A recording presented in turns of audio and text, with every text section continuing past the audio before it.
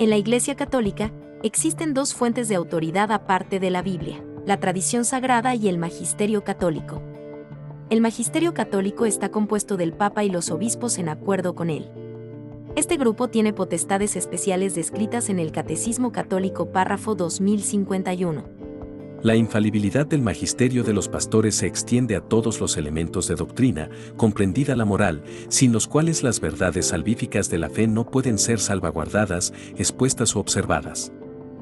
La tradición sagrada, también llamada palabra de Dios, es un escaneo de la historia de la Iglesia y la extracción de piezas que son catalogadas como tradición. A veces es difícil reconocer que se considera tradición autoritativa o no porque no está bien delimitado. Por eso se han de recibir y venerar ambas, escritura y tradición sagrada, con un mismo espíritu de piedad. Además, existen 21 concilios ecuménicos en los que hay acuerdo entre el Papa y los obispos, por lo que se les considera autoritativos, infalibles y verdaderos. El concilio más reciente es Vaticano II. El Concilio de Trento se dio en respuesta a la Reforma Protestante. Pero, ¿comprometen estas fuentes la integridad del Evangelio bíblico? Desde el punto de vista bíblico, confiamos en Jesús, nos arrepentimos y creemos, y en ese punto obtenemos todos los beneficios de Cristo a través de la fe. No hacemos nada para conseguirlo o merecerlo. Nuestro pecado es imputado a Jesús y somos declarados justos no por nuestra propia justicia, sino por la de Cristo que Dios acepta. Y ser hallado en él, no teniendo mi propia justicia derivada de la ley, sino la que es por la fe en Cristo, la justicia que procede de Dios sobre la base de la fe. Para Pablo, la fe y las obras son dos ideas opuestas. En eso consiste el Evangelio.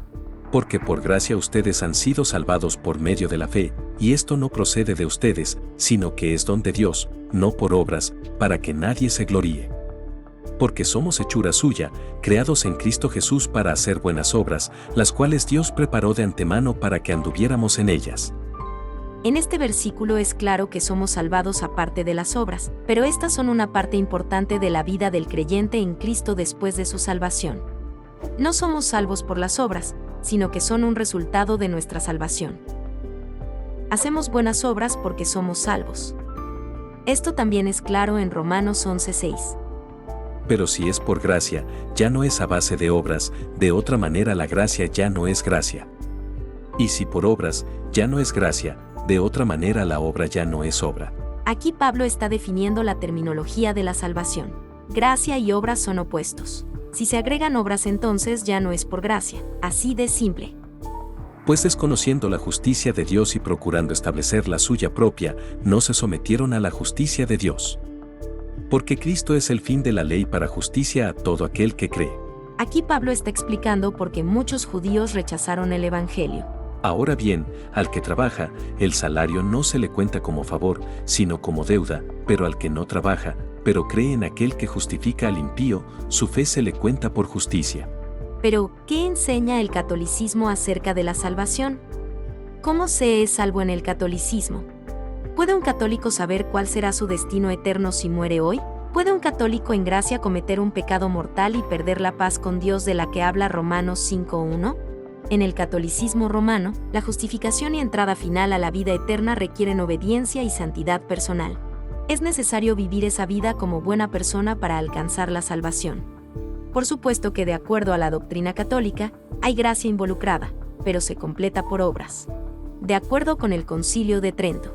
Si alguno dijere que las buenas obras del hombre justificado de tal modo son dones de Dios, que no son también méritos buenos del mismo justo, o que este mismo justificado por las buenas obras que hace con la gracia de Dios, y méritos de Jesucristo, de quien es miembro vivo, no merece en realidad aumento de gracia, la vida eterna, ni la consecución de la gloria si muere en gracia, como ni tampoco el aumento de la gloria, sea excomulgado.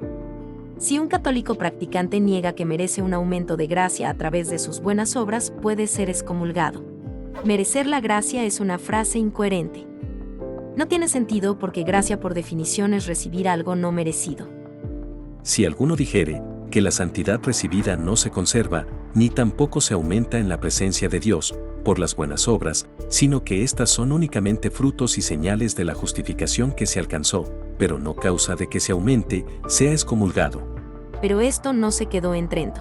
Esto dice el Catecismo Católico actual en el párrafo 2068. El Concilio de Trento enseña que los 10 mandamientos obligan a los cristianos y que el hombre justificado está también obligado a observarlos. Y el Concilio Vaticano II afirma que los obispos, como sucesores de los apóstoles, reciben del Señor la misión de enseñar a todos los pueblos y de predicar el Evangelio a todo el mundo para que todos los hombres, por la fe, el bautismo y el cumplimiento de los mandamientos, consigan la salvación. ¿Cómo es que de acuerdo a Vaticano II se consigue la salvación cumpliendo los 10 mandamientos? Sin embargo, sabiendo que el hombre no es justificado por las obras de la ley, sino mediante la fe en Cristo Jesús, también nosotros hemos creído en Cristo Jesús, para que seamos justificados por la fe en Cristo y no por las obras de la ley, puesto que por las obras de la ley nadie será justificado. Se infiere entonces que en el catolicismo es posible tener fe en Jesús, pero no alcanzar las buenas obras necesarias para ser finalmente salvo. Existen muchas áreas en las que católicos y protestantes estamos de acuerdo. El catolicismo romano afirma la Trinidad, la naturaleza de Dios, la autoridad del Antiguo y Nuevo Testamentos como inspirados por Dios e infalibles, entre otras enseñanzas. Entonces se podría afirmar que desde ese punto de vista, la Iglesia Católica viene de una tradición verdaderamente cristiana. Pero como se explicó anteriormente, hay áreas fundamentales en las que hay grandes desacuerdos. No solo importa conocer quién es Jesús, sino cómo salva.